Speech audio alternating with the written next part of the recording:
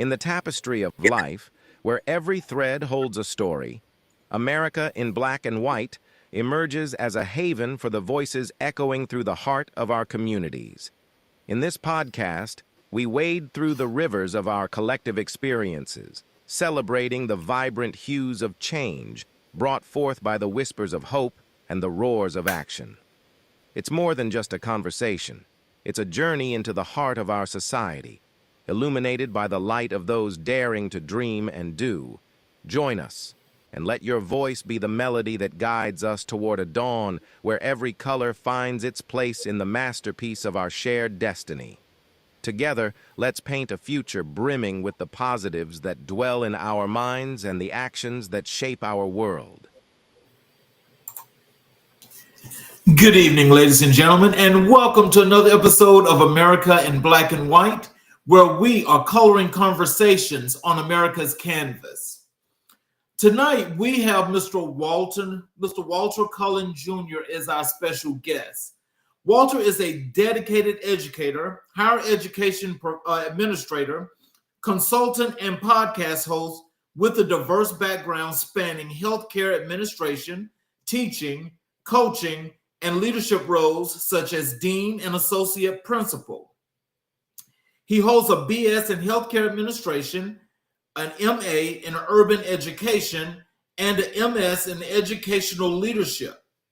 Walter champions intrinsic motivation, accountability, and student empowerment through his motto, intrinsically motivated with no excuses. Passionate about building authentic educator-student relationships, Walter focuses he fosters inclusive learning environments and equips educators with strategies to connect meaningfully with students, particularly in urban education. His book, Intrinsically Motivated with No Excuses, inspires minority youth to develop self-confidence, self-awareness, and resilience.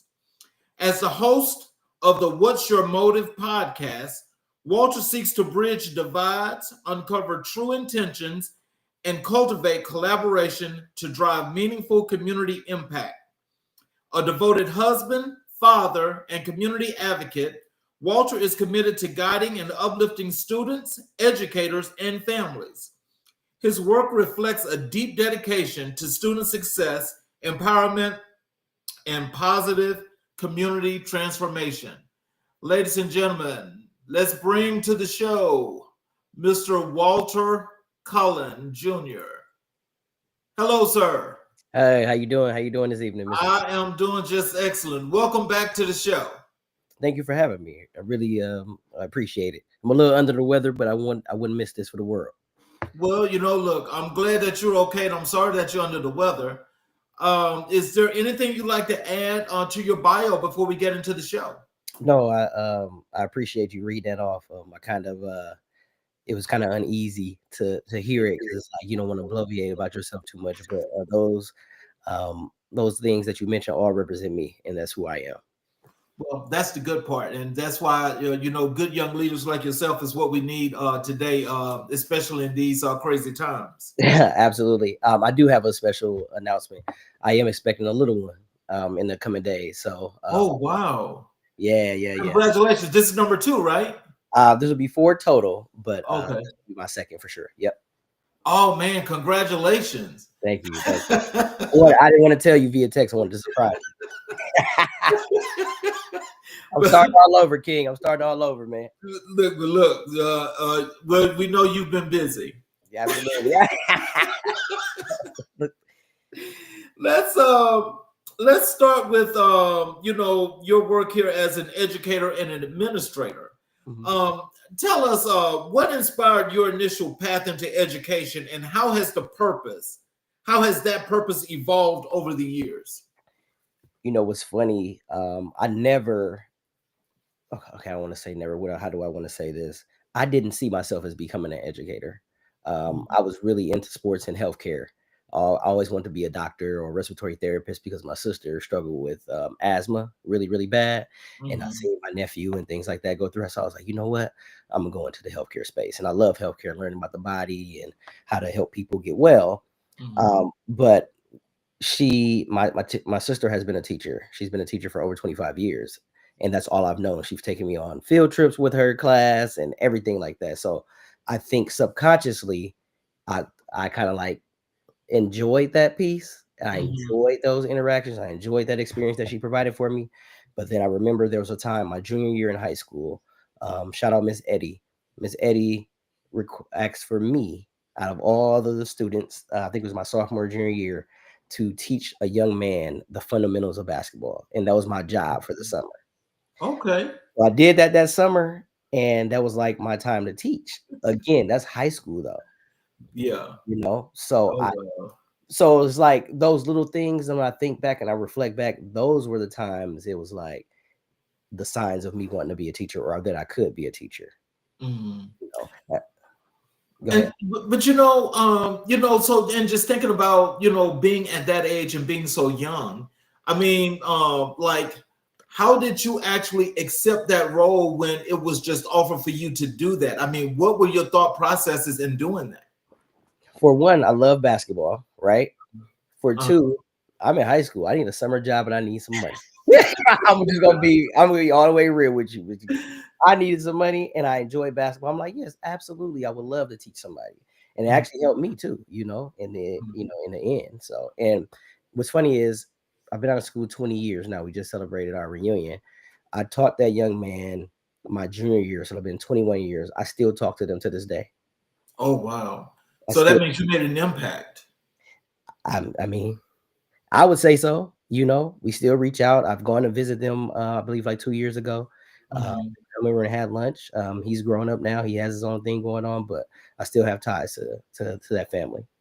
Oh wow. What have been the most transformative moments in your journey as a higher education administrator? So I've been in higher ed now for 2.5 years.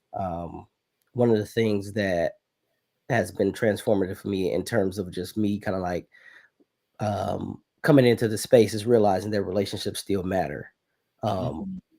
on the elementary K through 12 level, they always speak relationship with your students, relationship with the parents, relationships with staff, and things like that.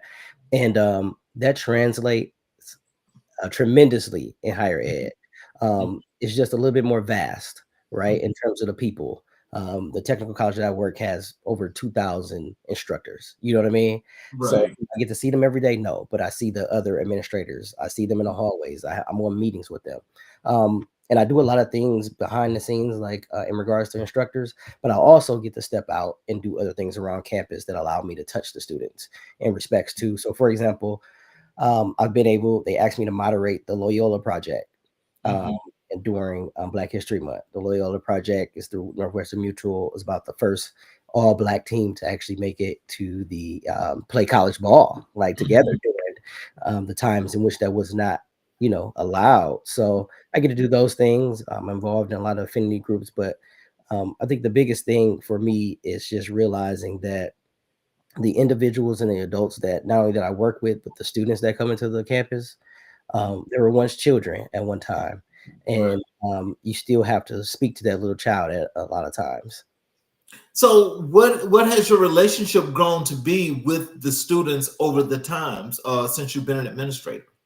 Man, I'm honestly, King, a lot of my work is with the adults. Okay. I find ways Mhm. around campus to be involved with the students. Okay. So I go to games, I'll do the moderation because we actually had student athletes on a panel for that and Mhm. other professionals. I always pop up into, they have like a student union. So I'm down there. Mhm. I assist students, some of my former students that I graduated from elementary school, they Mhm. are down there, so I'm able to assist them, and I still have those connections with those individuals as well. So, I make sure that I still have some student connection in regards to that down there on the campus. How have you seen the needs of Black students change over the course of your career? Over the course of my career, I like to say that I came into education through the back door, meaning I didn't go to school to become an educator. I became an educator, and then went to school to get my credentials. Um, Mhm. and I looked at it. two ways. I remember my experience in school. I Mm-hmm. remember the sit and get. I remember me not having a male teacher until I was in 8th grade. I Mm-hmm. remember those things, going to public school and then going to private school. And I all the schools I went to were predominantly African American, except for my 8th grade Okay. school. So Mm-hmm. what I recognized as I became a teacher Mm-hmm. was that some of the old pedagogies that we were using were what we thought were going to work for the new kids, for the new generation of kids. And I was still young enough to know what it was like, but also close enough in age to them to know, like, yeah, this is kind of boring. Mm-hmm. So I was able to provide a lot of opportunities for dialogue and discussion, right? Think about African Americans in the tribal, right? Mm-hmm. We have griots that are storytellers. Our Mm-hmm. kids like to talk. I made sure I infused that talking. And I encourage that when I go around in professional development to make sure we have that dialogue. We have that group work, not group think, but we have that group work so we can share those perspectives. There was a community feel. Mm-hmm. You know, African American folks love community. It takes Mm-hmm. a village, right? That's what we say. Yep. I That's what's needed in the classroom. And these are the things that I teach and tell new teachers with my buddy Holloway, my business partner. We go into these organizations, we go into these institutions. That's what we speak about because that's what they need. And even at the higher ed level, Mm-hmm. even at the higher ed level, as fundamental as this sounds, this still has to be reiterated to instructors and faculty members at the higher education level. You know, that's kind of like a lead in because what I was actually going to get to is if you can tell me, Mhm. like, how does that differentiate with, the African American teachers and the white teachers when it comes to the black students? Are there a lot of disengagements where there's like, difficulties actually communicating with the students, or they just, go from a script that maybe somebody helped them to Mm. say, just do this? You said a lot there, and I'm gonna be transparent with you. Okay, Mm-hmm. so we have a mixed population on campus, predominantly African American. We do have a lot of Hispanic and Latino individuals, and we have a Caucasian population, but we're heavily, predominantly African American. Um, Majority, if I'm not mistaken, of our faculty are Caucasian. A lot of them have been there for a while, and I'm not casting any disparages on any of them or Right. downplaying any of their, their andragogy for the adult learners and things like that. But some of them have been there for a long time, Mm-hmm. and a lot of people are reticent or hesitant to do something different. So there are instances, and I'll be frank, there are instances where an African American student or a minority student in general has an issue, you know, because the relationship is not there, Mm-hmm. and just the cultural responsiveness, the relation, being able to relate, being Mm-hmm. those types of things are not taken into consideration. And Mm-hmm. then, not to mention, King, I'm at a technical college. Mm-hmm. Shout out to all the faculty there, but there are a lot of faculty members that come in directly from industry. And when you come from the welding industry, when you come from being a mechanic, when you come from being a firefighter, you do training. Yes. Let's be clear, training and teaching are different. Mm-hmm. So when you come in, you're not coming into this classroom and being like, hey, you need to do this way and do this. No, you have to break these things down first by creating a relationship, making sure your classroom community is a welcoming one, correct? And we still can be firm with the content, whether Mm-hmm. it's about climbing a ladder, whether it's about, doing something serious because you're going to be out there as a public servant. But we need to be able to be relatable and be engaging. You can't Mm-hmm. just sit up there and talk to me from a board for 2 hours. No, that's not going to work. That's not it. Those Mm-hmm. days are over with. You have to engage these individuals, even at the collegiate level. Mm-hmm. And that's what you kind of see, not even just at the college I am, but other colleges as well. And the college that I work at is a great college. Like, they have a lot of great programs. Mm-hmm. Just know that my heart lies in trying to bridge some of the conflict, some of the contention, some of the confusion between the faculty and the students. And I really want to get to that. I just haven't been able to have the opportunity to do that just yet. You know something? I mean, I just want to ask you this one other follow-up question on this before we move on. But the thing that I'm just wondering, Mhm, if you've got this, and when I say this, I don't mean this to sound derogatory, but let's say you got this old Polish teacher that's been teaching for like 45 years or instructing for 45 years, but they've been primarily instructing people that look like them or how they feel, what they feel much comfortable with. mhm, When you have today's kids mhm, that, as you mentioned, are more creative, mhm, more verbal, mhm, and want to have this expression in order to not just learn but to continue and grow their creative juices. mhm. Have you guys had a lot of complaints from the students about how some of the teachers are actually instructing and what the class is like? So I'm gonna say this. I don't really get to I'm only involved in the perspective faculty that are coming to the college, right?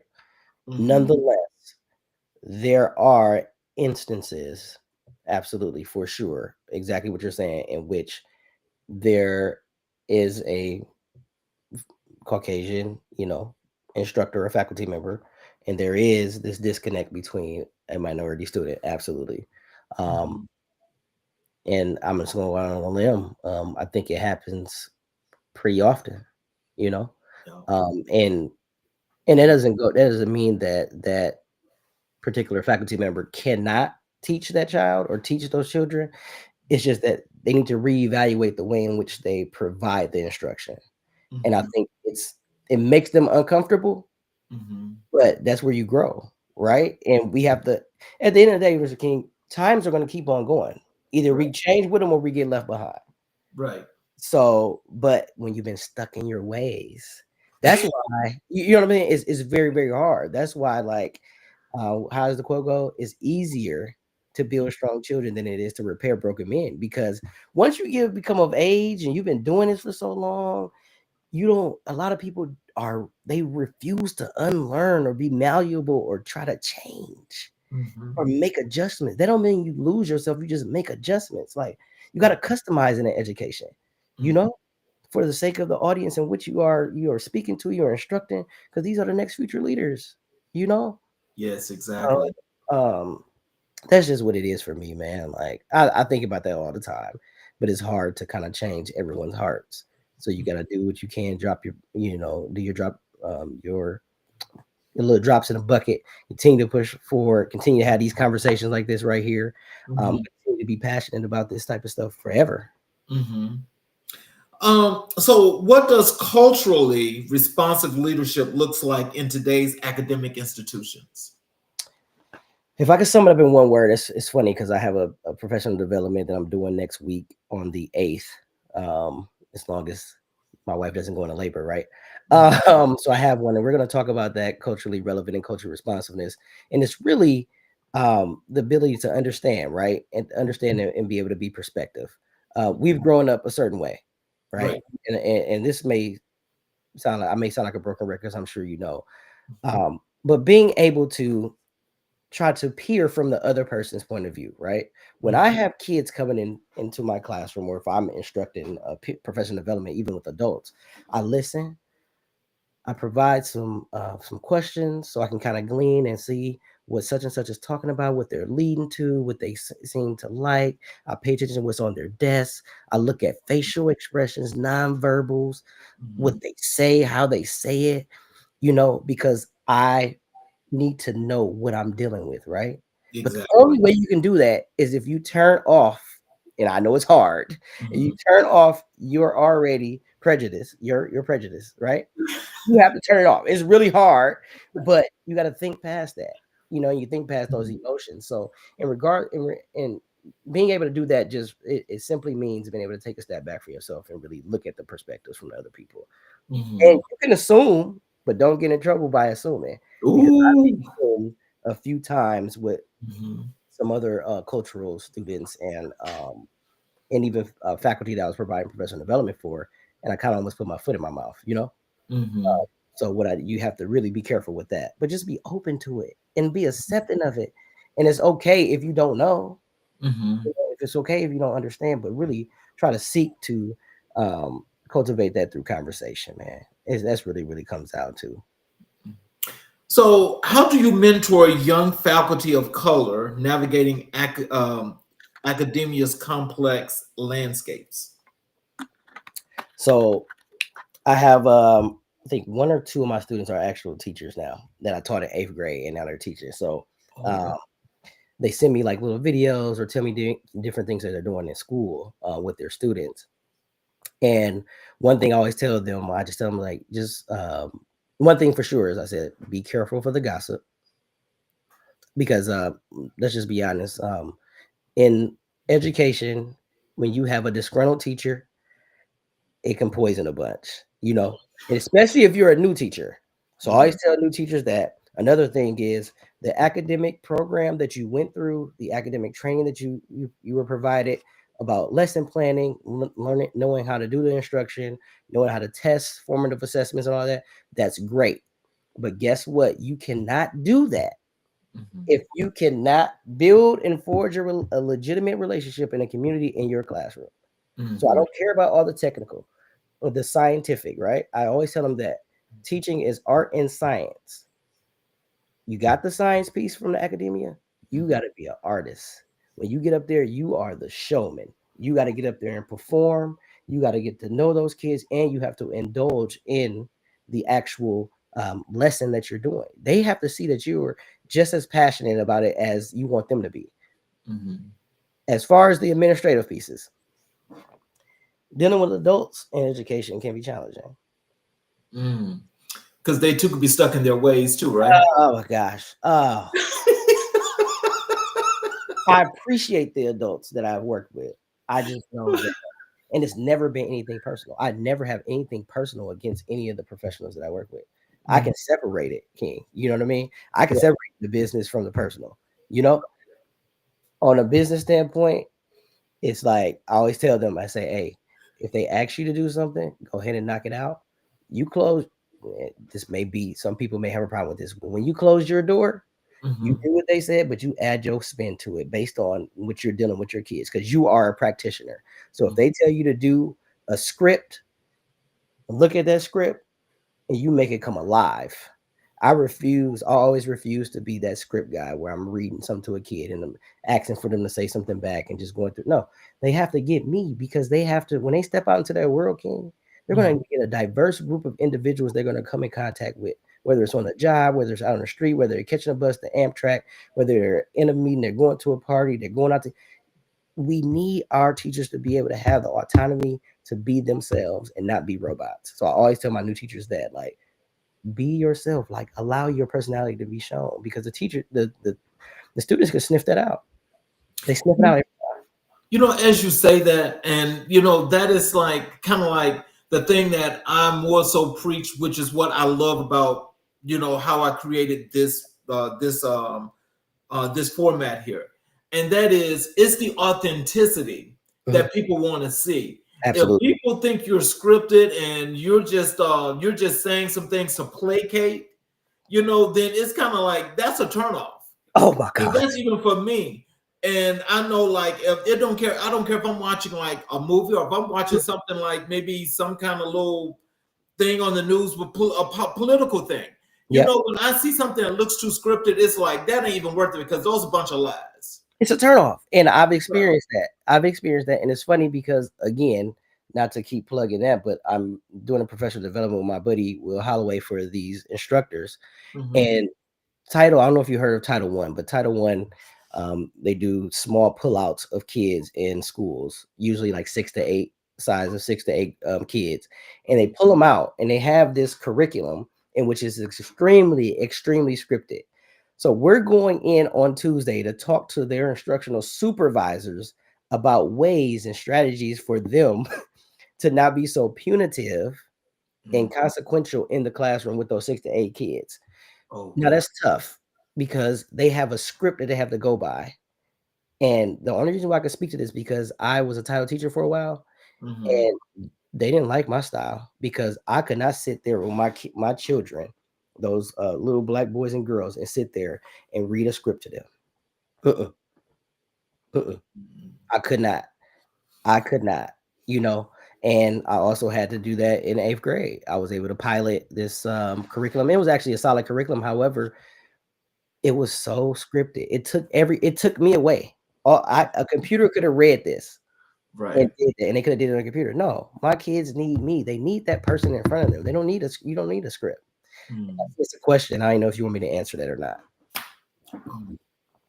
I think Let's, Mackie Samuels. You see the question? It says, "Do you okay. believe?" Yes. It says, Professor Cullin, do you believe that having more Black men as classroom teachers will be helpful for the academic success of Black boys? I'm going to say yes, but they must be Black men of integrity. They have to be Black men of integrity and purposeful individuals that truly are there for the sake of those kids. Mhm. It's easy for us to say we need representation in a school, right? And Mhm. we'll have former athletes. And this is no, and I don't want anybody thinking I'm talking bad about anybody. I'm just giving an example. So a lot of times you'll have a former player that used to go to the school and they'll come in and become a paraprofessional, right? Mhm. Which is fine. However, what is the motive when they come in there? And do they have the training when they come back in there? You have to be trained to be able to be around children and how to interact with children. You know what I mean? I think a Right. lot of times individuals say, yeah, they need a Black male in front of those students. Yeah, they do. But we don't need them cussing them out all the time. We don't need them jacking them up all the time. There's a way to get your point across. Mhm. For about 4 or 5 years of my teaching career, I was the only Black male teacher in the building. Mhm. I was the only Black male teacher in the building. And the reason why that Mackie Samuels, thank you for that question, and I think it can be helpful for the academic success of Black boys, is because, and I'm not tooting my own horn, but a lot of the young gentlemen that I had Mhm. went on and did well. Are Mhm. there some that took a different road that was less travel? Absolutely, for sure. But a lot of them still. I had someone FaceTime me the other day and they've been out of school for about 7, 8, 9 years now from 8th grade. You know what I mean? So Mhm. those things really, really matter. Representation matters, but you have to be careful with the representation. Make sure you got the best representative that you can have. Mhm. So what structural barriers do you believe still need dismantling within higher education? Um, the script, the political pieces, man. The political pieces. In private school, you have the board, right? You have the board, and everything comes down from the president, which is depending on who's the president at the time and who the board members are. They kind of move the needle as to what's going to be happening, how we're going to go about these things, and those people at the head. Um, but also just the scripted curriculum, man, and it's not diverse. That's what I'm gonna say. It's not diverse. These curriculums that have been coming out, a lot of times what you'll find is a lot of the curriculums aren't written by educators. Mhm. They're written by other business individuals, right? Mhm. And it's kind of weird. It's kind of odd. Like, why would uh, a business person be writing curriculum for students when it really should be like teachers involved? Curriculum design individuals. And then another thing that needs to be dismantled is we talk about research a lot, right? In education, it's research based, evidence based, evidence based. Everything is quantitative, though, Mr. King. There's Mhm. a qualitative piece. There's a Mhm. qualitative piece that we're missing. So just because this um this research you did over there in Detroit Mhm. doesn't mean you can bring it to urban Milwaukee and it's going to work for these same students.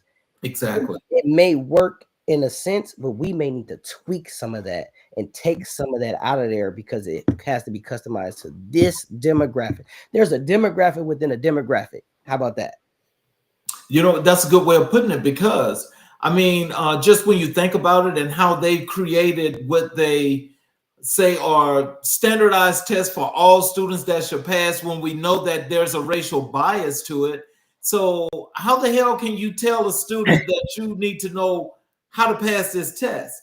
And I don't think there's not one time. This is from the time I know from when I was growing up into adulthood, a younger man than what I am now. And I know that on those standardized tests, it's a fact that non-white students always have problems with those standardized tests. And that is because the communication and the teaching, to actually learn this language because they're coded, is how you actually pass those tests. And so I don't know, I guess maybe, like as we get down to this point now, even though the Department of Education is hanging, by a string right now. I mean, as you're talking about some of these things now, I mean, also as you finish your point, can you tell us how is that affecting you guys with them trying to dismantle the Department of Education? I think there's a lot of uncertainty. There's a lot of like what's going on. There's a lot of scrambling about who's in charge, why they're in charge, what's going to happen, what's it going to look like, what's going to be taken out, what's going to be allowed. There's a lot of confusion right now in terms of a lot of that, as far as what I've been hearing from like some of the upper leaders. I mean, even when they did the thing about diversity and inclusion, like we were like, what is that? And it's like, you change the verbiage, so it's a lot right now. But to your point about the standardized testing, two things. There, obviously, we know, like you said, you mentioned the bias, right? There's also that component where people keep forgetting that that's a one-time snapshot in that child's academic career during that school year. That's a one time. They've taken the STAR test, the MAP test, the FORWARD test, whatever it is. They take it at one time and they're graded based on that. Cool. But does that really show the full picture? So I remember giving out those tests. And I remember going to parent-teacher conferences, and I know the qualitative analysis that I had of this kid. I was in the room with this kid when they were reading, writing, providing presentations, articulating themselves, doing math, whatever it was. So this test might have said one thing, but I also had the qualitative piece where I can tell that parent and reassure that parent, like, I understand that this is what this is. It's probably not up to par, but I'm gonna tell you what I know about Essence. This is what she is doing. This is what she is doing well. She may struggle here, but this is not fully indicative of that. This is just a snapshot of that day that she took it. You understand what I'm saying? And I think that's going to continue to just to be what it is. And that's why you have people having scandals and getting in trouble for teaching to the test. Because even it was a point where it was a school in Milwaukee that was in trouble. Well, not in trouble, sorry. They were getting merit-based pay based on how well their kids did in the class. That's ridiculous. You get increases in pay. You're incentivized to make sure they all do well on the MAP test in order for you to get. Come on, man. That takes the grace out of education. That takes the integrity out of it, in my opinion. Some may differ. I always want the kids to elevate, but that testing is tough, man. And I would say something else, but I think people might be mad at me. Well, it's okay. They can be mad because let me tell you this.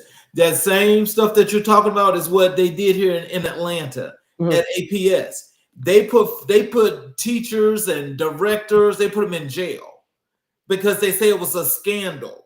But the scandal is what they created. And so I'm trying to figure out, like, if you're teaching to a test, they're teaching the test and how to pass the test. Yep. We're not teaching you that everyday math you're gonna need, how to use English. We're not talking about history, we're not talking about any of that stuff. We're talking about what's on the test, and that's what we're teaching throughout the year up until you take the test. Yep. Which is crazy. Yep. That's absolutely crazy. That's asinine. Welcome. And so when you just think about it, how you gonna put somebody in jail because you say, oh, it's a scandal, oh, you was cheating? How do you cheat on that kind of stuff? That's what I want to know. Unless they was taking the test for them. I'm just saying. I don't know. I didn't heard it all. I don't know. Education it could be a beautiful place, man. It's just, I don't know. It gets murky because of the funds. You know what I mean? The money, the grab, the levies. You know what I mean? It's a lot of stuff that's involved, unfortunately, where education isn't that service institution, it's more of a business institution. And instead of serving the kids and this being a safe haven for them to mess up, redeem themselves, mess up, redeem themselves, mess up, redeem themselves, and we see that growth. No, it's a business model. That's why you see kids getting kicked out. That's why after third Friday count, oh, we got the money for the kid. Now you can get out. You know what I mean? Now we can kick you out because we have our money because it's a business to keep running, making it run. I understand and I get that, but the fundamental core foundation in regards to why we educate kids is because we are providing a service, bring children up, but it's a pendulum swing, right? So now we got this, you got the different things in education where it's more scripted. It used to be all that scripted. Remember, you had grammar books, you had the teacher talking, you had presentation. They've gone away from that. Everything has become gamified or all interactive on Chromebooks and things like that. Rote memory is frowned upon. You're not supposed to know your multiplication facts like 3 times 5 is 15. They taking that away. It's a lot that has gone on. And I don't know if maybe it's intentional. Maybe it's something that we can't see right now, but it'll come back and kick us in the face in the future. Oh no, that's definitely intentional, and it started a while ago, but now it's worse, as you said. But I want you to think about this, and think about this whole process. Like there are people that live in the urban communities, right? Yeah. Where you go to the schools that are there because they're close to you, and supposedly this is how you're districted or whatever have you. So you got all these families that are working, right? They're paying these taxes, especially the school taxes. But all of your taxes are going on the other side of town to take care of the white folks. That's tough. They're getting all the tax dollars and all the resources. Your school is considered a failing school. You have no resources, but you have to deal with it. Now, make that make sense. The politics. All I can say is the politics. That's all I can say. And it gets nasty. I mean, I don't know if you even heard, like in Milwaukee, we just had that whole superintendent, like mismanagement of funds. Like people are getting indicted for that stuff, man. People have gotten let go, it's a political and financial money grab for a lot of people. People are power hungry. A lot of people are worried about titles. Mr. King, I'll be honest with you. It's titles over impact right now. People want the title. They want to be known as the director or the leader of this, as opposed to making that impact on these communities and these students. And we got to get the young people because you already know what's going on. Yo. So let's transition over to your work in consulting. Okay. Tell us, how does your consulting work allow you to expand your impact beyond campus boundaries? Okay. So the name of my consulting agency is Integrated Community Education Consultants. I started that with my business partner, Will Holloway. He was a guidance counselor he's been a guidance counselor for about 20 years. He actually worked at the school I was an associate principal for. And we've seen that a lot of times new educators will come into our school and we would see what they would struggle with, right? And even some seasoned teachers. And then there's this organization called Center for Urban Teaching and Teach for America. So sometimes we would get those teachers that would come in for summer school. They were trying to get their feet wet and learn what it's like. And we could see like they're going through this programming, they're getting this academic pieces in their schools and things like that, but they're still missing that relationship and that classroom management piece and being able to reach and reverse in order they have to reach them first before they can teach them. And we seen that. So we were like, you know what? Let's provide professional development, but let's provide it in a more dynamic way. So when we go in to provide professional development, it's not just these slides. We read through these slides and then we're gone. We have some slides prepared, King. But when we go in with our audience, we survey them first. So we may have a question first. So we listen. Okay. Okay, that's where you are. That's where you are. You know what? This is how we're going to do it. And we customize. We still go through our slides, but we customize it. We don't need that because this is what you need. Give them practical. I'm not going to sit here and research book you to death. I can bring it to you all day long, but I need you to know this is what it's like in the trenches. This is what it's like in these classrooms. This is what it's like to deal with a young child that's been molested, a young child that's been abandoned, This is what it's like to be with a child that not only can't read in their 8th grade, right? But their parent can't even answer the phone call from the school while they're at work. Otherwise, they'll be fired. How do you deal with that? How do you, Oh, wow. you know what I mean? Mhm. How do you how do you deal with an irate parent about a busing issue? And then they come into the school. The kid has heard you yelling, they yelling all that. How do you calm that kid down and then get them to focus? We focus on those types of things, including cultural competency, right? Classroom management strategies, how to engage the students, how to be a facilitator of learning, not a dictator, an authoritarian. You don't have to do that. You don't have to be that as a teacher. You can actually have those students be the facilitator. You can be the facilitator, and you can have those students carrying out the educational pieces. I made sure those kids knew that they were stakeholders in their education. Mhm. At the end of the day, guess what, Mr. King? What's that? You do it because you know you want to do it for the sake of yourself. I don't have to give you a party. I don't have to give you extra recess. I don't have to give you extra tech time. And that's what we preach to a lot of these individuals in professional development for consulting. And the aim is to really get those new teachers coming into education because we want to get them early before they become tainted. Mhm. You know what I mean? Because a lot of times what will happen is they'll come in, they may get up under the wrong individual, and then they fall into that same cycle. And we have the same teachers coming into the system, the same teachers, and they're feeling that way. And before you know it, they're saying the same thing that these other teachers are teaching, as opposed to looking at it through a clear lens. Mm. You know, um, I'm getting the sound of when I listen to what you guys do in your consulting agency. Mhm. As in, how it, how you guys try to get down to the meat and potatoes to actually solve problems, Absolutely. and not just feed symptoms. Believe that. Exactly. And I love healthcare. You know that. Yeah. So when I just listened to that, actually, I had a young man that was on the show, like maybe could have been about a month ago, Uh-huh. and he was doing some of the similar things that you guys are doing, and he's over in the Charlotte area, right? Okay. And so, pretty much, as I listen to the approaches that the two of you have, because he too was working with underserved schools. Mhm. Now, my thing is that when you guys put together, you know, the curriculum platform, whatever that is, when it comes to the consulting part of this, Uh-huh. do you look at the broad perspective? When you put together that plan that you're consulting and how you want these people to take the information that you're giving them, or is it just from that general perspective, the base perspective of this is what you got and here you go? No, it's more. Remember, I told you like teachers are practitioners too, right? Yes, yes. So we use a practitioner approach. So, for example, we're contracted as well through Wisconsin Education Innovations.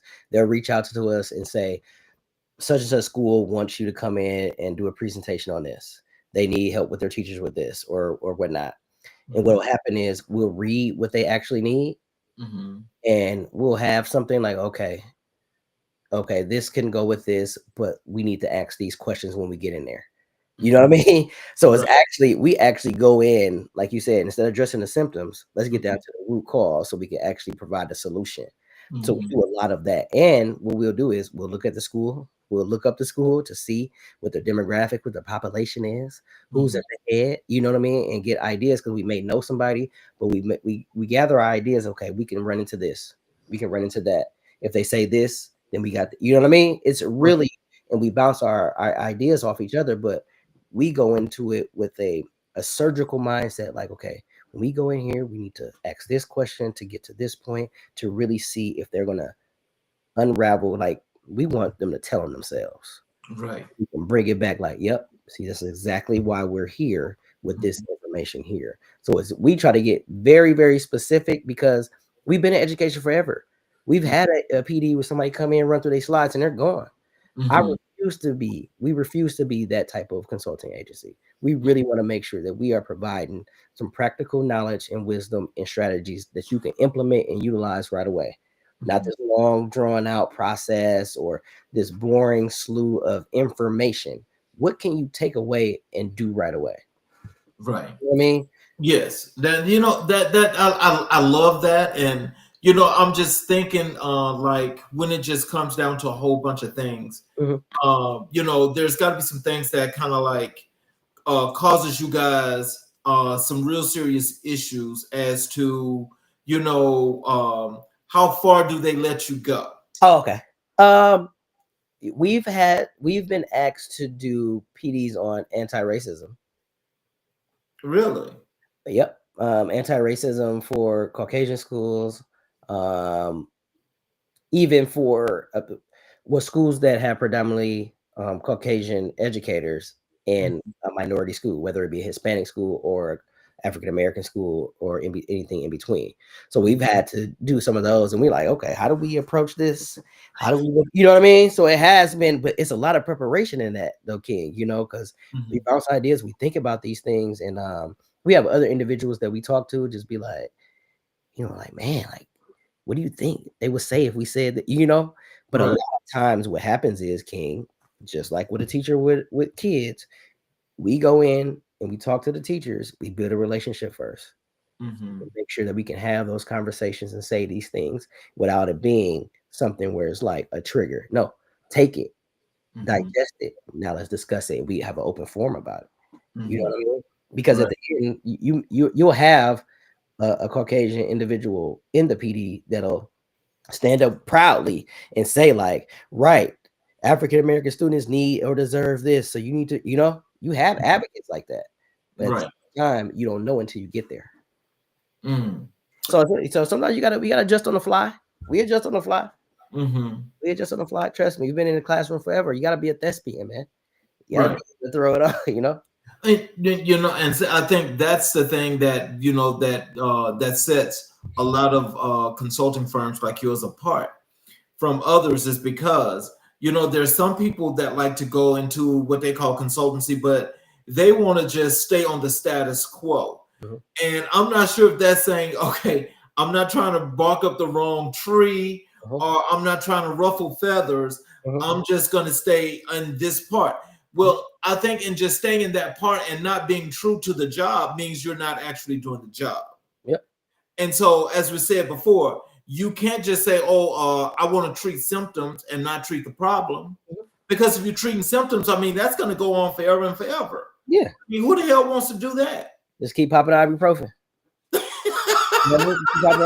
Trust me, King, listen, I've seen some of the craziest things. You have people that come in and do PDs, and shout out to them, and they make a lot of money. They continue to do it. They just come in, do it, boom, here it is, I refuse to take someone's money in that fashion. I really want to make sure that they leave with something that they can actually do, and we want to come back. We want to make it something that's continuous and consistent, because in education, a lot of times you have a PD here, a PD here, a PD here, and it doesn't even connect. And it's just like you had a day. And this is one thing we always say: we don't want to leave we don't want you to leave the PD and be inspired. No, don't be inspired and motivated, because once you leave, then what? You go right back to doing the same thing you're doing. I'm not here to motivate you. We're trying to provide you with practical wisdom, practical strategies for you to do and implement. And we talk about teacher self-care all the time too. Right. So what recurring themes do you encounter when consulting for institutions seeking DEI reforms? Like I said, I think that anti-racism was a big one. We haven't had anything directly related to DEI, diversity, equity, inclusion. Yeah, we haven't. A lot of times our stuff is just based around just the racial aspect, dealing with kids in the urban areas, classroom management strategies in regards to how you deal with certain behavioral issues. Like, how do you deal with that? How do you read it? How do you, curb it? How do you substitute other things for it? We haven't got anything directly from that. And then at the higher ed level, we have restorative practices. We used to do restorative justice. I'll take that back. Oh wow. Okay, that's what's up. Yeah, we provide help with restorative justice. I'm sorry. So we've done some things regarding that. At the collegiate level, they had to kind of like shift some wording and some things around. So that's still kind of up in the air because no one wants to get their hand slapped or get in trouble. So that's still coming about. But typically in our consulting, though, you will just see things just pretty much around race, and yes, teaching, trying to help Caucasian individuals not be biased. You know what I mean? I'm sorry for laughing, but you know Right? you can No, do that. no, really. Like, I mean, at the end of the day, like when you think about it, the individual has to work. I can't make you unbiased. We can talk all day, but you got to make the concerted effort. You got to have you be convicted here. You know. So, so those are the main things we get. We get those all the time. Cultural competency. I mean, even next week, I think we have to finish it off. The latter part is they ask for some cultural responsiveness stuff too. So it's usually like it's usually like some Caucasian women primarily. They go in and grab these 6 to 8 kids and help them with reading and math. Shout out to them for sure. And I always tell a lot of kids like, even if they don't look like you when you're there, because you can't control who's coming to pull you out the class. If you're a girl or boy, whether you have a man or a woman, at least they know what it's like to be a boy or a girl. They may not know what it's like to be a black girl or a black boy or a Hispanic boy or Asian girl or anything like that, but you got to that's all we can do for the kids in that instance, right?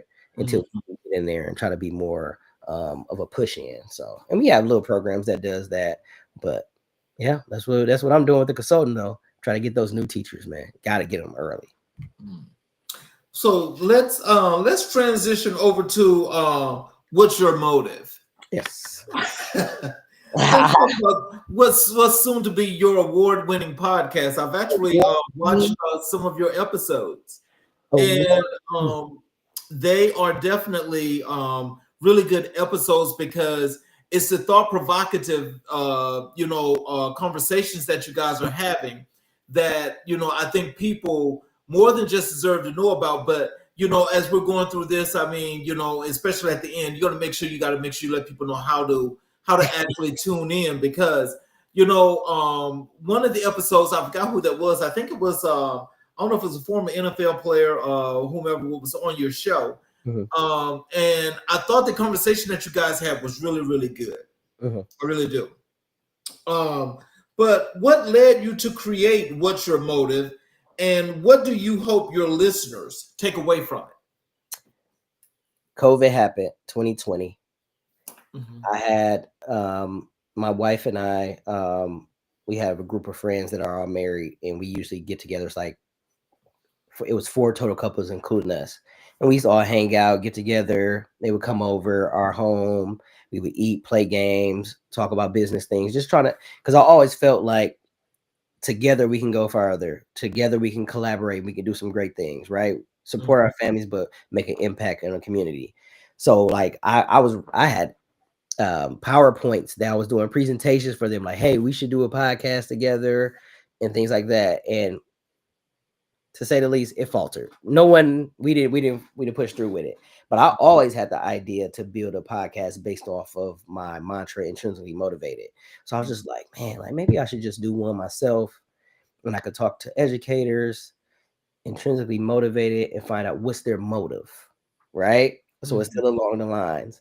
So it came about, I started drafting that like 2020. 2021 goes, 2022 goes, and I drop it in 2024. And I was like, you know what? I'm gonna highlight teachers and other people in the community that are really trying to help students, but also the community in which they serve, providing resources for people so they know who they can reach out to.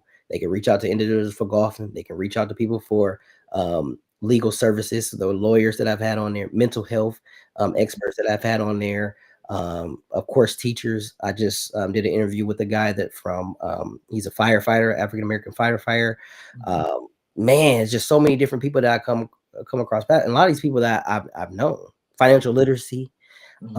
and I always want to know what their motive is. A lot of times at the end, I'm always trying to listen to what they say because I always want to make sure that it aligns with who I thought they were. There you uh, go. Making sure it measures up with their work. And I'm not saying I'm the judge and person with the gavel that's going to be like, you're not wrong, your motives aren't pure, but that's what I want to show. I want to shine them. I want to shine their light. It's not about me. Right. And I want to applaud you for that because I think that is the thing that truly makes the community show like yours is just like this one is for people to get to know these people, because I think once you learn what these people do, who they are, and the things that they have contributed that you don't know about, it makes it that much better. But you're not throwing softballs so they can hit home runs all the time, because Right. you want them to get into that nitty gritty. Absolutely. And to know them personally. You know what I Right. mean? Like try to get to know them a little bit personally. Like what do they do with, family wise? I mean, some people talk about their own struggles. Um, Right. and I'm not here to be, I'm not trying to have a podcast where it's like, let's just have a sad powwow, you know what I mean? But I really want it to be an authentic conversation and Mhm. one that, that they can shine. And the ultimate goal of What's Your Motive is to provide an avenue for collaboration. That's it. So if you see all these people that I have on a pod, you should be able to reach out to him for this, her for this. You know what I mean? And we should be able to come together as opposed to working in silos, because we have community organizations. I'm sure you do in Georgia and Atlanta. We have community organizations in Milwaukee, and I'm not casting any disparages on them, but I'm trying to figure out when are we going to, come together and be in union with one another. But I also know that I have to make sure that the individuals that I work with, motives are pure, motives are grounded in integrity, because I don't want to be attached to anything that's, how do I want to say it? Just call it faulty. There you go. There you go. I don't want to do anything that's faulty.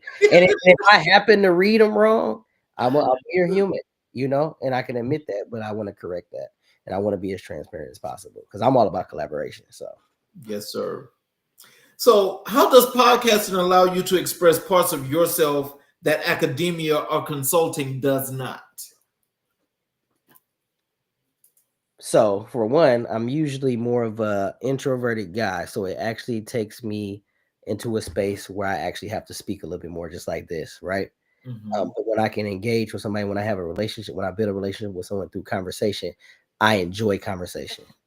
I Mhm. enjoy the intellectual piece, And a lot of times on those podcasts, what it does for me, it teaches me. I'm a lifelong learner. You know what I mean? So when somebody comes on the pass, I'm trying to learn like what's going on. What is it like to be a business owner at Delicious Bites? So you telling me this is what happens in the courtroom for Mhm. you? I had a Caucasian lawyer, then I had an African American lawyer, and I get to see the two different worlds, the two different perspectives. What? Mhm. This is what happens in the courtroom, and you'll see me on there. I'm like, dang. The golf guy just came on the other day and told me that like I had to remember where I was. Like, how did I even forget that? He was like, yeah, they just start not too long ago. African American people weren't even allowed to be on a golf course. I'm like, what? And then I had to take it back, like, duh.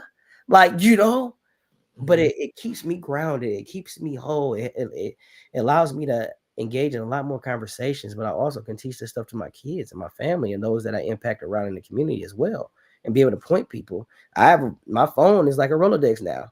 I know Mhm. what if I need somebody to do something, or somebody or a kid reaches out to me, reach out to such and such. I just had them on a podcast, you know, Mhm. and one individual that really helps me with like just being able to get out there, besides my wife who does all my production, shout out the lovely wife, is my boy Holloway. He's Mhm. been on there multiple times. He's been a guidance counselor, and that boy, he's on there. He's always encouraged me, and we have great conversations just about teachers and students. So, and Mhm. that's my passion, and I enjoy it. If I could do this for a living, Mhm. I would do it. I would do it. Well, I'm sure that as you continue to grow and blow up, that might be the case. Hey, you doing it bigger than me, Mr. King. Was you got a really good show, and I love that format though. I got to tell you, I really do love that format because I'm actually thinking about going on the road, and that's Uh-oh. kind of like the setup that I want to have is Okay, the setup that you got. that's in my basement. Get out of town. Yeah, because remember, I used Oh, to wow. go around the community trying to show the community, like I'm at Fruition MKE, I'm at the Third Street Market. I want to showcase that. That's a lot, like traveling, grabbing all that stuff. So I Right. ended up creating like a little wall studio downstairs. My wife helped me do it. So we're Oh, downstairs. man. Yep. See, look, cheers to you. See, I like that. And see, that's what, again, as you say, when you get into that creative space and you make it happen, here you go. Here you go. I got to give it to my wife though, because I'm not the creative person. I'm just talking.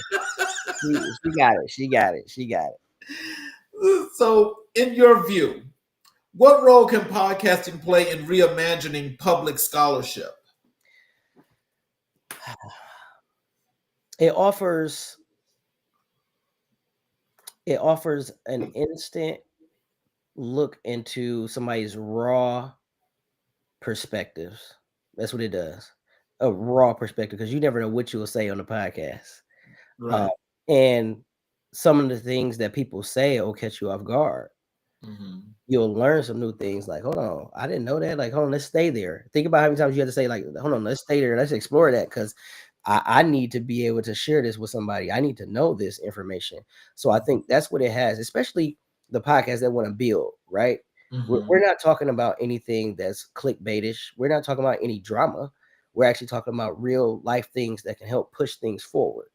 And Hmm. I think that's very important, like you said, especially in public scholarship, right? We want to be around individuals that speak they can articulate themselves, that are intellectual, but also can be humble enough to be like, I can learn from this person that I'm speaking to, or I Right. can learn from that person that's asking these questions, and be open to being challenged, Yes. you know? And I don't think that I don't know if we've really put that on public display without us coming back and being offended and coming back on our defense.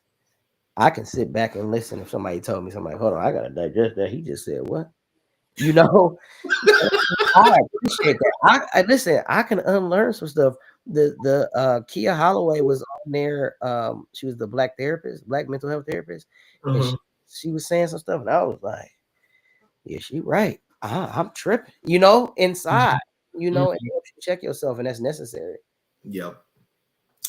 How do you choose your guests, and what kinds of stories are you most drawn to? So my guest, I get a lot of referrals now. Hmm. Early on, I was trying to diversify the topics, right? So I want to make sure that I had somebody from education. I want to have somebody that had a business. I want to have somebody that was in a different industry that can come speak to something. And remember, I told you I'm always trying to learn. So a lot of times I want them to come on to teach me. Hmm. The guy from the firefighter that I'm gonna show that's gonna come up. Oh my gosh, I learned so much just about the mental aspect of a firefighter, you know, and those things like that. So I'm tripping. I'm trying to think. Did I just answer your question? I'm trying to make sure I answer your question. Well, you did, but I was just gonna tell you that when you talk about the guy that was the firefighter. Yeah. Now, I was in the Navy, and Okay. we had to get firefighter training. We went into this assimilation, and this fire popped up, and it was huge, right? Now, I want you to know instinctively, the majority of us did one thing: drop that damn hose and got up out of there. See? No, sir. No, sir. No, we ain't doing that. What? We got in trouble for that, but I'm like, no, ain't nobody trying to get burned up in no fire. Right. You was flight. But Yeah. that's one of them things where I don't know. I guess that is special, Got and you. I appreciate them for that. But that ain't me. No, for sure, for sure. And he actually, that guest came on. He was referred to me by one of my son's soccer teammates parent, dad, and he's like, he should have him on. So like I said, I get it through referrals, but I also sift, like, not on the internet, but I also look on when I'm out in the community and I see things going on, and I'll tap somebody like, hey, I would love to have you on. It's a guy that's in Milwaukee. He has the funky fresh egg rolls. Hmm. He's going all over the place. He got them in stores. I'm like, hey man, I'd love to, talk about that. I have another dude that created some water. I reached out to him like, hey, I would love to hear about it, you know. So I'm really trying to get to people that people may not be paying attention to, not seeing, and they're in a community, whether it be here, whether it be out of state. I'm all for it. I just want to showcase those people to show people like, hey, we have a conglomerate of individuals that we can actually speak to and talk to, and it can be fruitful conversations as opposed to something that's going to be drama filled, which is easily get views and clicks. Mm-hmm. So, what's been your most surprising or memorable episode so far? That's a great question. Surprising and memorable. The men's mental health pod was extremely memorable because it was the first time that my wife and I did a pod with, I think it was like 4 or 5 individuals on a panel. We all were up there together. The setup was nice, and it was just a great conversation. Memorable. My 2 lawyers. Mm-hmm. My 2 lawyers. When I placed them in juxtaposition, the differences in their views, the differences in their experiences, Mm-hmm. and this was more so after, like reflecting on it. It was like, man, like it is kind of like, you know, you don't like to make excuses, but it's like, man, there is like 2 different worlds sometimes, you know. Definitely 2 justice systems. Yeah, because I think Padway said that he fights for justice or something. I can't remember exactly what he said. It was something about justice, and then Esquire Daryl Watts said something to the fact where he's like he gets mistaken for a defendant when he comes in and he's the lawyer. Oh, so that's the black guy. And I was like, what? I'm like, they mistake. He's like, yes, man. He thought I was the defendant. He said I came in briefcase, you know, nice casual attire for the cause, and he mistaked him for the defendant. Yep. And I'm like, That's insulting, but that happens more than you can imagine, especially down here. yeah. So that was crazy, especially down there. Well, Yes. no, I mean, Yeah. you got the remnants and the residue down there, right? I mean, up north. I mean, you got it, but it's like it's segregated up here. Very, very, very segregated. Some of it's not as blatant. It's more so an undertone. It's kind of like, you know. Mm-hmm. I can imagine. Yeah. How do you balance being a host with also showing up as a learner during your interviews? So initially, I used to have like this paper, and I would have a paper or a note card, and I had questions, right? Mm-hmm. I was like, these are things I want to hit. These are the things I want to hit. These are the things I'm going to hit. And then it became a point where it was like I was being a host, but I was being a little bit too monotonous, and I felt it. So I will watch my pods back, even though I don't know if you ever done that a lot of times, but I watch them back and I'm like, oh, that was cringy. Like I didn't like that. Like I want to come off more authentic, so I scrapped it. So I have in my mind the basic questions, and it leads me to my next questions, which allows me to be like, okay, I got that out the way as far as who they are. Now I want to know this because I'm sure the audience might ask this. The audience might want to know that, you know. I think I want to get to a point where I start surveying, asking people questions prior to, like asking the audience, like, hey, you got any questions? I got such and such come on, but I'm not that advanced right now. So I'll keep continuing to do that. So that's how I maintain like being able to be a host, but also being able to learn at the same time. What motivates you? What motivates your podcast title, and how does it reflect your own inner drives? Like I said, the podcast title it derived from me being a teacher and recognize that a lot of my students wanted to do things for extrinsic rewards. They wanted party, they wanted shoes, they wanted money, they wanted extra recess. And I was like, no, I need you to internalize your motivation. I want you to do things for the sake of yourself. Because if you do things for the sake of yourself and you become a better individual, you get to impact all those people around you, and the extrinsic things will just come to you. You know what I mean? But you need to be a wholesome person yourself. So that's where what's your motive derived from, because I want to know what people were motivated by. You know, for me, I'm intrinsically motivated for the sake of, for example, I like to learn new words. Why? I like to broaden my lexicon so that when I'm talking to different individuals, I know what that means. I understand what they're talking about. I can go down that avenue as well. But more importantly, when I'm conducting my podcast, there's this sense of me doing it for the sake of myself, but for the impact of others. I'm providing this service to other people, and I'm shining light on other people. It's not about me. Right. Only thing I get out of it is the fact that I enjoy conversation.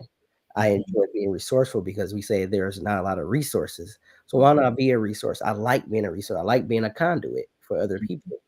I don't really care about the gain for myself, because the gain that I get is the fact that I'm fulfilled in being able to provide this for somebody else. Anything else that's for me will come to me, will be for me, you know?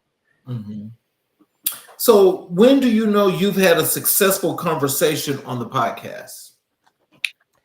I would say, my wife would say when I'm talking too much, when we've talked too much. There's podcasts where we've talked for probably like 2 hours and we had to cut it down.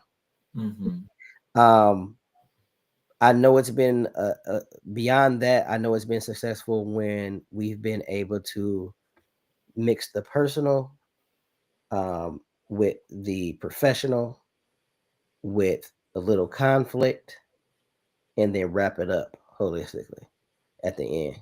When we've been able to jump around but still stay on topic, that's when I know. And sometimes it's taking a lot of people some time to actually get comfortable on screen, because I keep telling them, like, just look at me.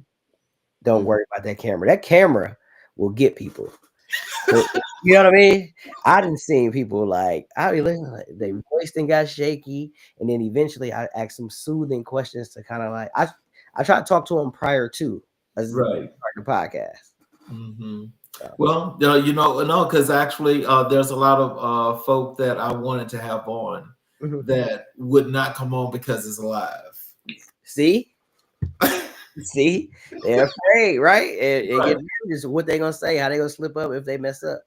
But we recognize, if you look all over YouTube or anything, people mess up all the time. Audio messes up all the time. People slip up and say the wrong thing all the time, but it's still something that you can watch, because you can pull out something from just about anything. Right. So what gaps in public discourse does What's Your Motive aim to fill? The gap of, like I said, the collaboration, the connectedness of the community. I'm trying to feel that literally and figuratively. Like, I'm really trying to fill that gap, because we have organizations here, organizations here, organizations here, organizations here. They may be doing the same exact thing, King. The same exact thing. But imagine if they all came together with all their powers, all their resources, all their contacts, to make it balloon into this beautiful efflorescent, like, flower, you know what I mean, where we really can spread our wings, man. Yes. That's the gap that I'm trying to get into. I'm like in the middle here, just trying to sift and see everybody. I'm twirling around, trying to see everything. And hopefully there's like this magnetic force that What's Your Motive provides, in which they see somebody from here, like, they're like, you know what? Let's all come together somehow, some way. Will it happen in my lifetime? I don't know. Yeah. I'm just going to continue to do my part. So when I contacted you, also, I let you know that we do Black History 365. And I asked you, who was the most influential people in Black history on your life and your career? Yep. You told me James Baldwin and I want to say it right. Is it Alain Locke? It's spelled that way, but it's Alan Locke. Well, Alan Locke. And so when did you first encounter the writings of Baldwin and Locke? And what struck you most? So I'm going to be all the way honest with you. Throughout education, Martin Luther King, Malcolm X, you know, all those individuals were mentioned to me a lot of times, you know. However, those were the only ones that I kind of like, we only really pay attention to, right? Those are the ones, those are our superstars, no disrespect. Um, when I became a literacy teacher and I was teaching 8th grade, do you know how you do the 365 now? Yes. My aim was to always talk about African American history. So what I did was I had a project called the Brown Bag Project, in which the students had to look up different influential African American people from the past. And it couldn't be Martin Luther King. It couldn't be Malcolm X. They couldn't be Langston Hughes, the ones we always hear. And I always would shout them out. We have to find somebody different. Henry Box Brown, right? Claude McKay, County Cullin. These are the different individuals that they came about. They taught me, and we all learned together. So I learned about Alain Locke when we talked about the Harlem Renaissance. He's the godfather of the Harlem Renaissance, where we got the Black intellect. We got all the poets. We got all the writers. You know, I love writing. So that really intrigued me. It intrigued my kids because I wanted them to make sure they were able to write well. James Baldwin, I love quotes. I was watching a documentary about him. We did discuss him in the class. But I was watching a documentary about him, and I also looked up one of his quotes. And the reason why this one was so impactful and to me is because I used to question like so many things that went on, whether it was me as a kid or me as being a Black educator. Is like, do they truly trust in me? Did I get enough credentials? Do I need to go get a doctorate degree to prove myself? I always felt like I had to prove myself. And James Baldwin quote goes, not everything that is faced can be changed, but nothing can be changed until it is faced. And it was just that necessity for, hey, there's going to be some things that are going to be trying, there are going to be some issues, but no issue can be even provided a solution if you don't face it. And they're not all going to be solved, unfortunately, due to the realities of the life in which we live, but you got to face it. Right. If you want to try to create some change. So and he was a essayist, a novelist, and things like that as well. So I always, those writers, those intellects, and the fact that Alain Locke, I think he coined the term, the Great Migration, the New Negro. The new Negro that came in from the South. They came up from the South to the North. We're in Detroit. We're in Harlem. You know what I mean? The Midwest. We got all those individuals, and you see them dancing. You see the clothes, the hats. The flavor, right? So I was able to appreciate that, and just look at some of their readings and some of their writings and things like that. So, how have their philosophies shaped your worldview and the way you navigate your career? I'm at a point where I'm able to separate my feelings from my thoughts. Okay. So what I mean by that is there's been some things said to me. There's been some words that have been said in a tone, whether it be from a supervisor, you know what I mean, or someone else, right? And I can look them in the face, I can take it, and I won't show my emotion, but I can respond. You know what I mean? I can respond in a way that helps me maintain my dignity and still allow them to maintain their dignity. You know what I mean? Without being so offensive and coming off so radical, because I know that, and maybe this isn't true, but I always feel that if I fly off the handle as an African American man, I've given them what they wanted, and I refuse to do that. So I refuse. I want to face the things, but I'm gonna face it in a manner that's dignified. But I'm also going to champion those individuals that still do, stand up for what's right, for those that don't mind standing up. Because I have people that stand up and know I'm saying this. This should not have been said, So for me, I try to take the calm disposition approach to turn away the wrath from anybody and things like that. But I also have assertiveness without the emotion. So, if you could host Baldwin and Locke on an episode, what would you ask them? I would ask Baldwin to tell me how he came up with that quote. Right? I would ask him about that quote, and also he did a lot with the civil rights. So another thing, and it's crazy. The question just passed me. I would ask him more so about why he got into it, because I know he always wrote from the perspective of the Negro, and before he died of like I think he died of stomach cancer or something like that. He was in the process of finishing up a writing. I can't remember the name of it. I think they Yeah, Eddie Glaude finished that book. there we go. There we go. And I would want to know what he was thinking during that time. Alain Locke, we're talking about the Great Migration. I would want him to let me know everything that he experienced, even during that time, even when he was bold enough to even talk about the new Negro, even when he was able to champion the Harlem Renaissance, the intellectuals, the Black intellectuals, and become an educator. He became an educator, and I think he was one of the first ones in Oxford or something like that too. So Baldwin often spoke of bearing witness. Witness. In what ways does your career do just that?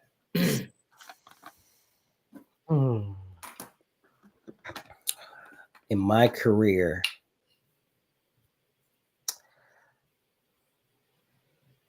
impacting children, informing them of not only the past and the current times, but what could be, based on their decision making, and how the decisions that we make provide, dictate the outcomes that we end up having, and bear witness to the fact that I can walk them through my decision making and how I got up to where I am. Some of our forefathers and mothers and things like that as well, but also from this standpoint now, the different types of paths that they may take and where it can lead them. That's really interesting. So I mean, but I'm sorry, just to follow up on that though. Do you write a lot? So yes, I journal a lot. I take a lot of notes. I actually have another book coming out soon. With it's co-author. It's actually a Black men's mental health guide, or whatnot. I'll text you some of the specifics, but it'll be coming out soon. We were trying to get it done for June, Men's Mental Health Month. But yeah, I write a lot, man. I'm always journaling, writing something, especially with the new baby coming in. Some of the things that I have going on. I always enjoy writing. I've always enjoyed writing. I actually have one of my books in my journals right here that I continue to do. So I'm always doodling. I'm always writing. I'm always, engaging in conversation. So yes. So how do you draw on Locke's concept of the new Negro to reframe narratives about Black excellence? You know what? I've always, even before me discovering Alan Locke, I've always wanted to be a good writer. I've always wanted to be a Black intellect, right? I know a lot of people don't care for your boy Stephen A. Smith a lot of times in sports, because he talks a lot, right? He talks about controversy, but he uses a lot of words. His lexicon his lexicon is pretty deep. So I've always loved like his words. You know what I'm saying? So I enjoy the being able to be a wordsmith in regards to that. So I forgot what was the question of. I'm sorry. Yeah. How do you draw on Locke's concept of the new Negro to reframe narratives about Black excellence? Got you. So that Black intellect piece, is showing that like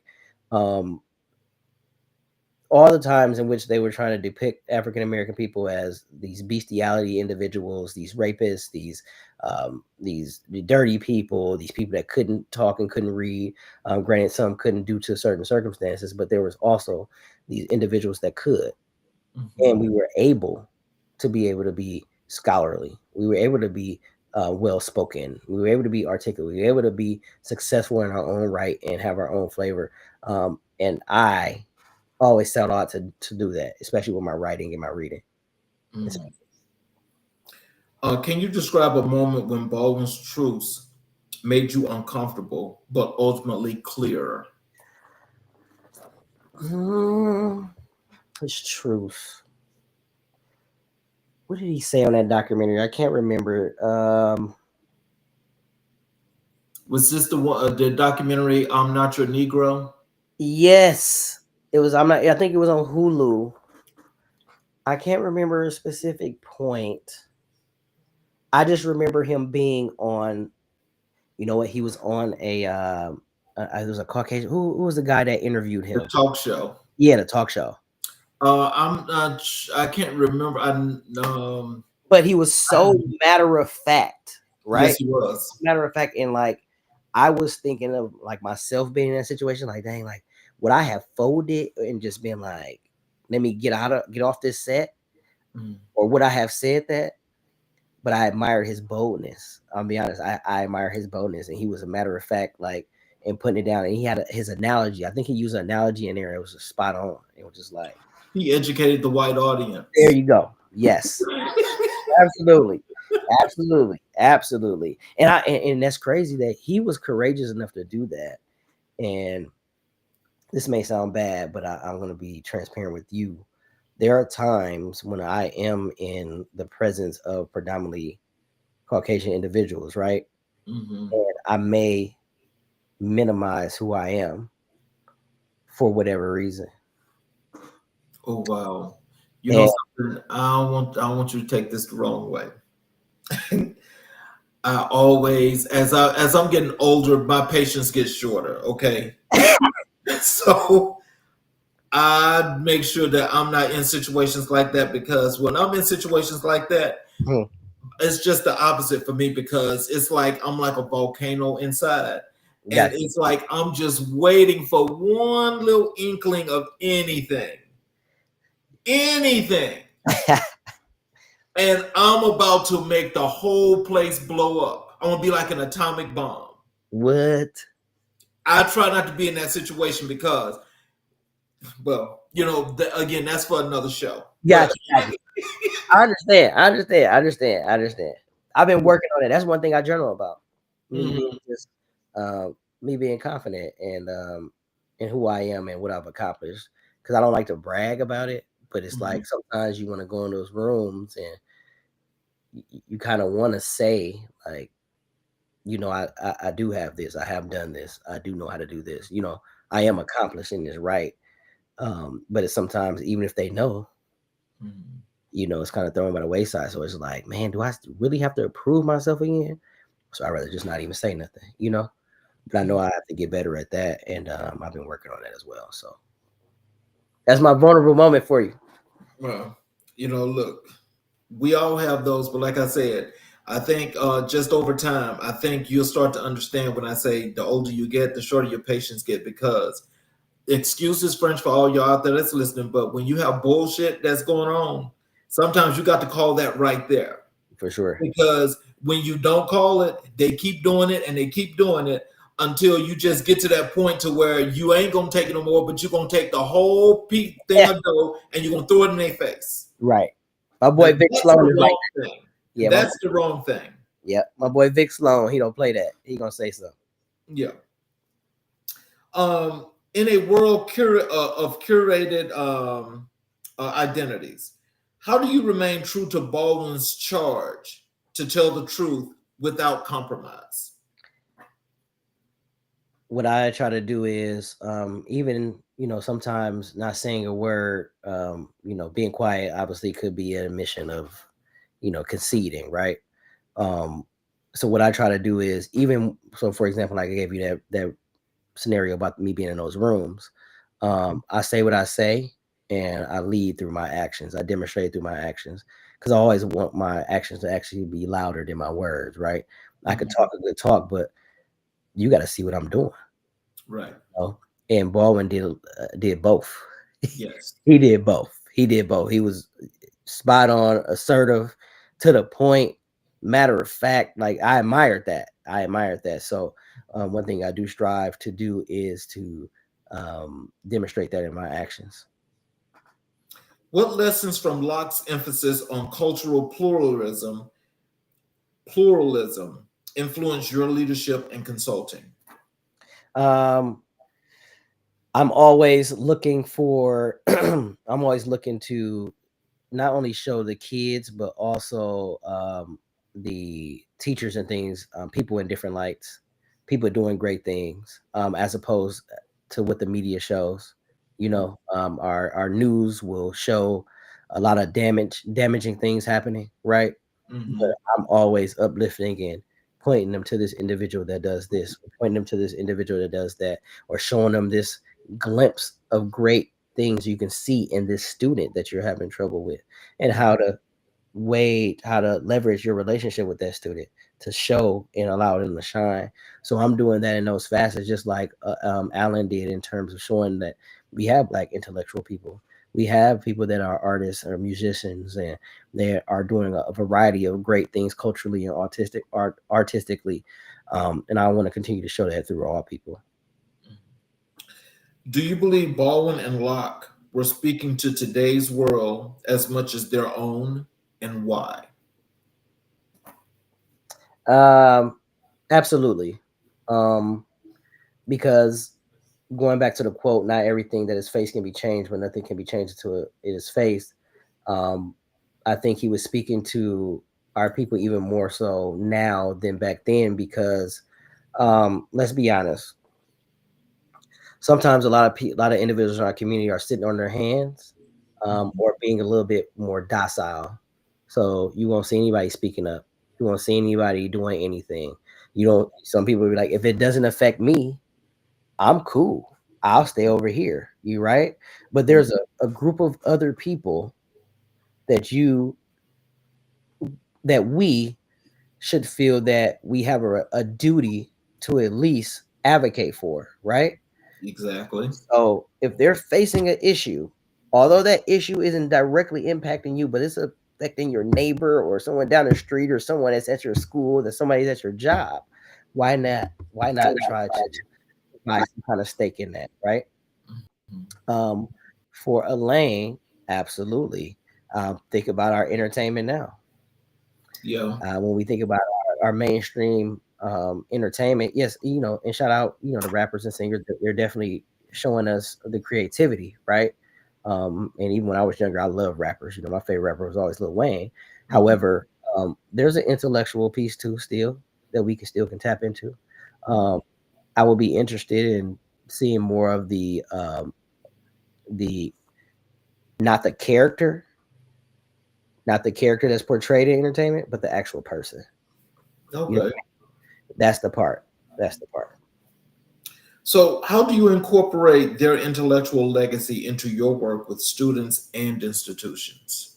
I speak to them about them. I share quotes about them. I walk them through um, a lot of the history whenever I get a chance. I relate it to what they got going on. I'm always trying to get down on bended knee and reach the little ones.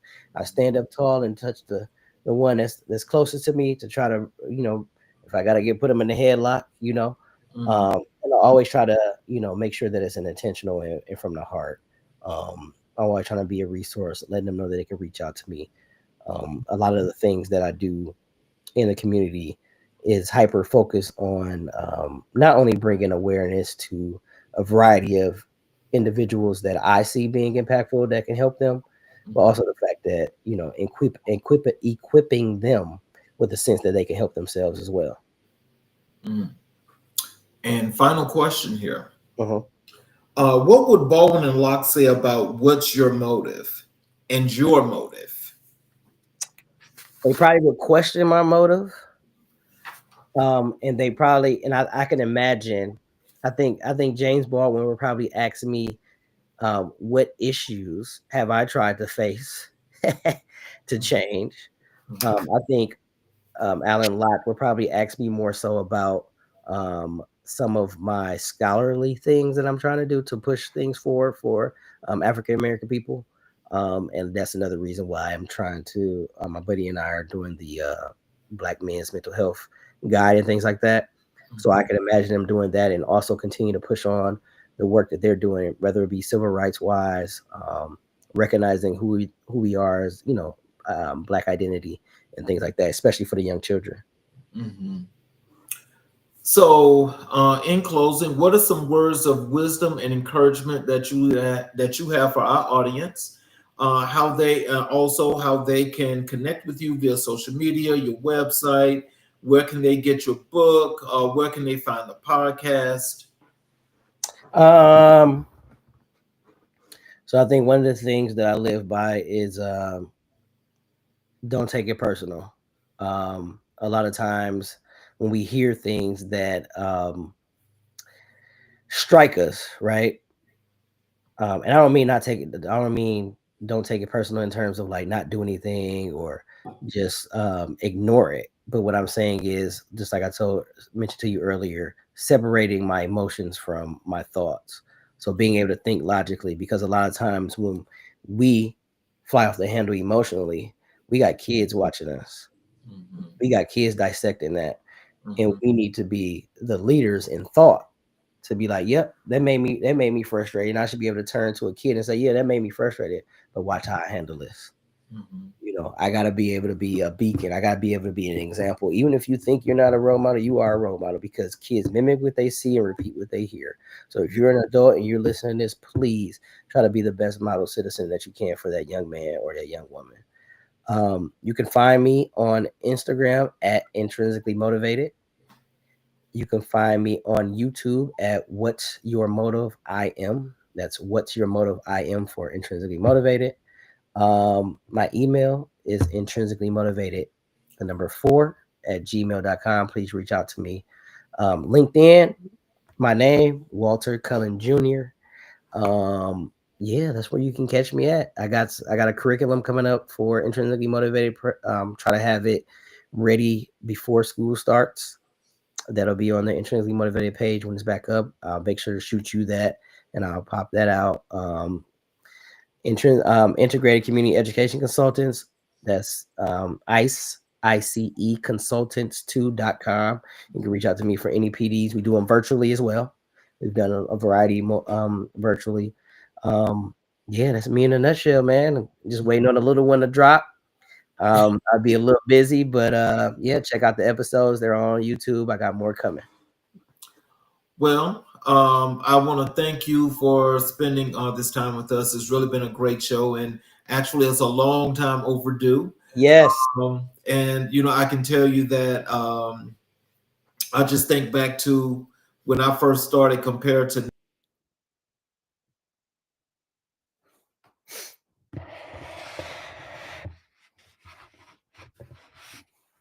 the older episodes that I have watched.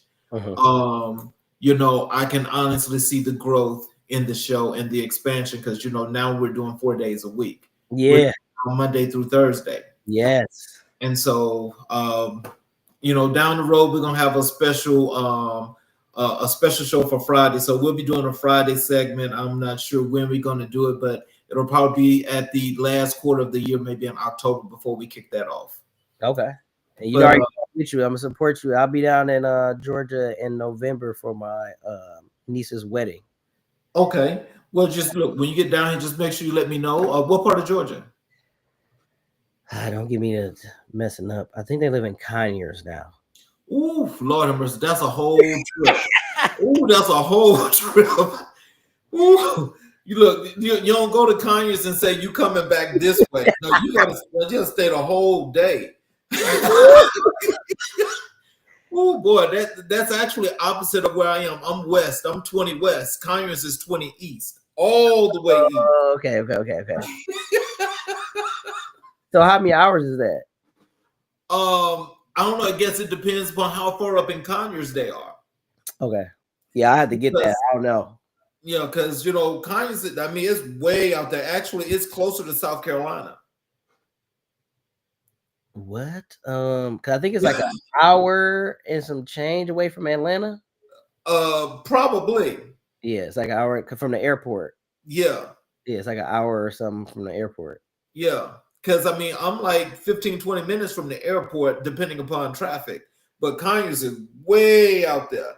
And one of my former coworkers live out there, and she always tell me, "Hey, when you coming to visit?" I say, I ain't coming out there to visit. If I come out there, I got to stay the whole day. Right. I ain't coming out there telling some. Okay, well, I'm here, so now I'm gonna drive back in all that dark road coming all the way back home. Nope, I ain't doing that. You just gotta go early. Yeah, but you go early, and you still, especially if you're gonna have a few cocktails and eat some food, True. You ain't trying to drive because you need to get some sleep. No, you got me on that one. You got me on that one. But yeah, I appreciate you for actually sharing this time with us, and congratulations to you and your wife again, because that's really wonderful. These y'all adding more to our populational growth, which is really wonderful. And Sure. I want to thank all the people that were watching the show tonight on the YouTube channel. If you have not yet subscribed, please do us the honors of going through and subscribing to the channel, getting all of the notifications so that you are able to catch the shows when they're live, but you're also going to be able to see all of the previous recorded shows. And as you'll also get all the updates as to the newest things that are about to happen. Because tomorrow night I have a nice big announcement to make. And the announcement tomorrow is going to be something that I know that a lot of folk will be really happy about, because last year it was kind of slow, where we were trying to get people to tell us who was their favorite person, for the American Black and White Person of the Year. And so we got some votes last year, and the winner last year was on the show this year. But we're going to do some things where we're going to actually be able to feature the yearly person going into the next year. So at any rate, we've got some new things going on with that, and I want to make sure that people are listening for the new announcement tomorrow. For all of you that were watching, you guys just heard Walter talk about the things that are going on as to the things that being an administrator and an educator, and some of the things that it takes in order to learn how to communicate, with those of the urban population, because there are moments to where the communication is not proper, and there are things that lead to some bad unforeseen situations that actually trip up these kids in their education. With that being said, what we need to do is we need to pull together more as a community, because community is where it's at. As we build community and we do the things to actually raise our kids in our communities, they will learn a whole lot more as to how to address those situations outside of home. So that's where we need to make sure that we're doing our proper due diligence and making sure that our kids are not only well protected, but they will be well situated to understand situations that come to them that they may feel like puts them in awkward situations, and they'll know how to handle those. So let's get together and let's actually do what's necessary to help the education system get out in the community and do some things to help to make the educational situation that much better, not just for your child or your family, but for the community as a whole. So as you all enjoyed the show tonight, I appreciate you. We have another great show tomorrow night. And please remember, come back and watch us tomorrow on America in Black and White, where we are coloring conversations on America's canvas. I am your host, Charles King, and you guys have a wonderful evening. Thank you again.